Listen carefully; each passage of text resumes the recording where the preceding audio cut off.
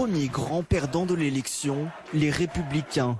La liste emmenée par François-Xavier Bellamy est créditée de 8% des voix, en 4e place derrière Europe Écologie Les Verts. Peu après 20 h, c'est Laurent Wauquiez qui prend la parole pour exprimer sa déception. Nous n'avons pas pu faire entendre notre voix. Et ce résultat n'est évidemment pas à la hauteur des espoirs soulevés dans cette campagne.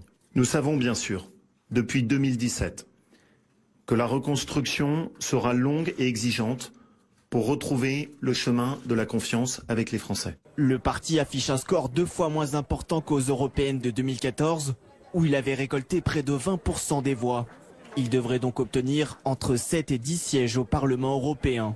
Autre perdant, la France insoumise. La liste menée par Manon Aubry est au coude à coude avec le PS, avec 6,20% des suffrages. Une douche froide pour Jean-Luc Mélenchon. Ce n'est pas une soirée heureuse pour nous que celle-ci. Notre résultat est très décevant. Il n'est pas à la hauteur de nos espérances, cela va de soi, et encore moins de nos efforts. Pour la formation de Jean-Luc Mélenchon, c'est un score 3 fois moins important qu'à l'élection présidentielle de 2017. Selon les estimations, la France insoumise serait ainsi pourvue de 5 à 8 eurodéputés.